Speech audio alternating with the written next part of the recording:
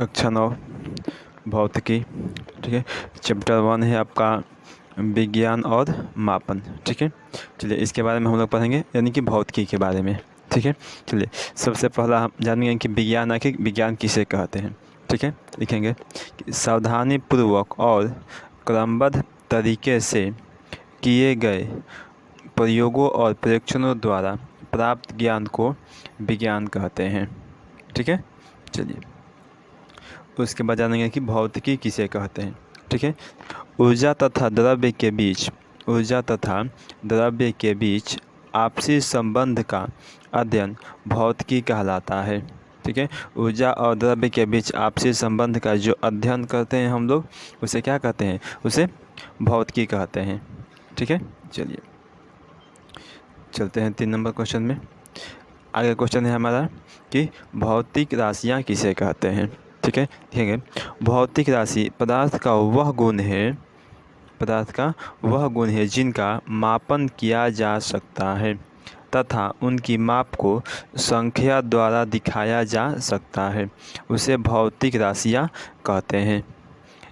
जैसे लंबाई, द्रव्यमान, समय, बल इत्यादि, ये सब के सब क्या है जी? भौतिक राशियाँ हैं। ठीक है, चलिए चलते हैं कि भौतिक राशियाँ कितने प्रकार की होती है। तो लिखेंगे कि भौतिक राशियाँ 2 प्रकार की होती है। ठीक है, एक नंबर है हमारा आधारी राशि और 2 नंबर है व्युत्पन्न राशियाँ। ठीक है, भौतिक राशियाँ हमारा 2 प्रकार की होती है। एक नंबर को कहेंगे आधारी राशियाँ और दूसरे की व्युत्पन्न राशियाँ। ठीक है, चलिए अब देखते हैं कि आधारी राशियाँ किसे कहते हैं। ठीक है, वह राशि जो स्वतंत्र मानी जाती है। ठीक है, यानी कि वह राशि जो स्वतंत्र मानी जाती है उसे आधारी राशि कहते हैं, जैसे लंबाई, द्रव्यमान इत्यादि। ठीक है, कह रहा है कि वह राशि जो स्वतंत्र मानी जाती है, यानी कि स्वतंत्र का मतलब फ्री, यानी स्वतंत्र का मतलब क्या हुआ? जो कि बिल्कुल फ्री हो। जैसे कि लंबाई, यानी कि वह दूसरे पर निर्भर नहीं है। जैसे कि द्रव्यमान, वह दूसरे पर निर्भर नहीं है, उसे क्या कहेंगे? आधारी राशियाँ कहते हैं। ठीक है, चलिए 1 मिनट थोड़ा साफ करते हैं इसको।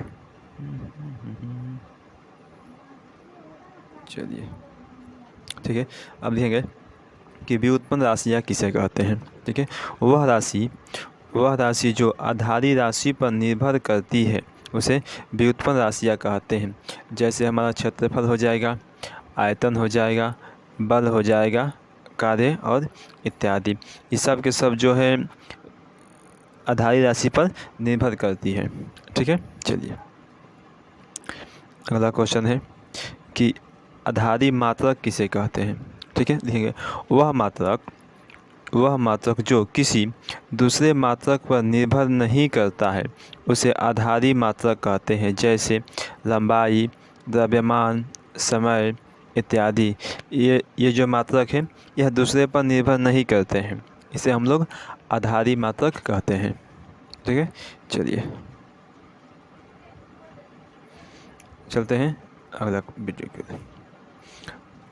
अगला क्वेश्चन है कि व्युत्पन्न मात्रक किसे कहते हैं। ठीक है, तो लिखेंगे वह मात्रक जो आधारी मात्रकों पर निर्भर करता है उसे व्युत्पन्न मात्रक कहते हैं।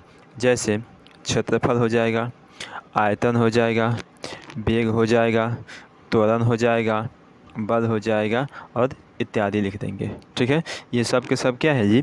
व्युत्पन्न मात्रक है। ठीक है, चलिए याद रखिएगा। चलिए चलते हैं अगले वीडियो में। आगे है आपका कि अगला क्वेश्चन है कि FPS का पूरा नाम क्या है। FPS का पूरा नाम क्या है? ठीक है, तो FPS का पूरा नाम होता है फुट, F से फुट, P से पाउंड और S से सेकंड, यानी कि फुट पाउंड सेकंड पद्धति। फुट पाउंड सेकेंड पद्धति है। ठीक है, इसमें लंबाई का फुट, द्रव्यमान का पाउंड तथा समय का मात्रक सेकेंड होता है। ठीक है, देखिए जो फुट जो है वह हमारा किसका मात्रक है? लंबाई का मात्रक है।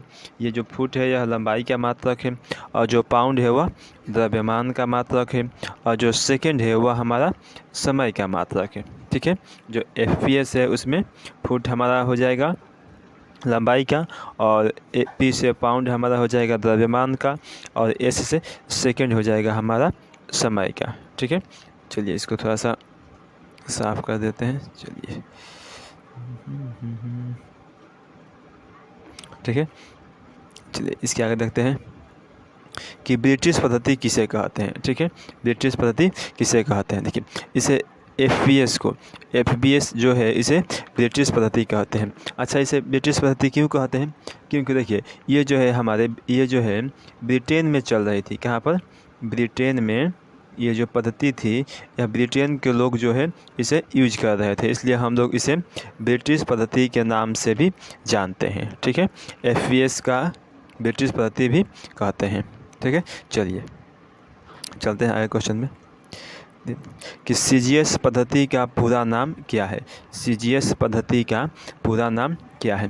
ठीक है, तो यहाँ से C से सेंटीमीटर, G से ग्राम और S से सेकंड। ठीक है, इसमें लंबाई का सेंटीमीटर, द्रव्यमान का ग्राम तथा समय का मात्रक सेकंड होता है।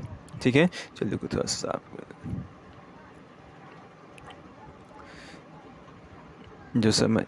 ठीक है, ये देखिए यानी कि C से सेंटीमीटर और G से ग्राम और S से सेकंड। ठीक है, यानी C से सेंटीमीटर जो है किसका मात्रक है?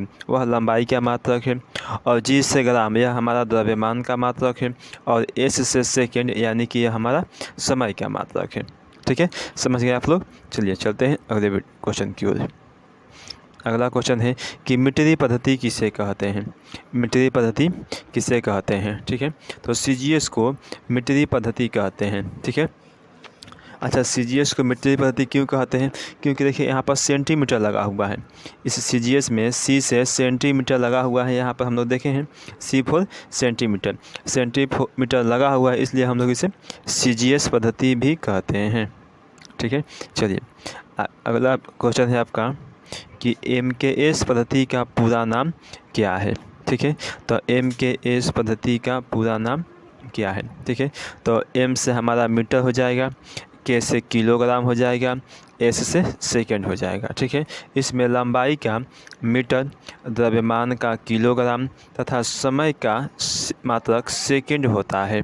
ठीक है, यानी M से हमारा मीटर, जो मीटर है यह लंबाई का मात्रक होगा, K से किलोग्राम, और जो किलोग्राम होगा वह द्रव्यमान का मात्रक होगा, और S से सेकंड यानी कि सेकंड जो होगा वह हमारा समय का मात्रक होगा।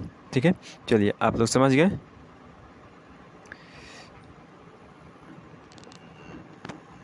चलिए चलते हैं नेक्स्ट क्वेश्चन की ओर।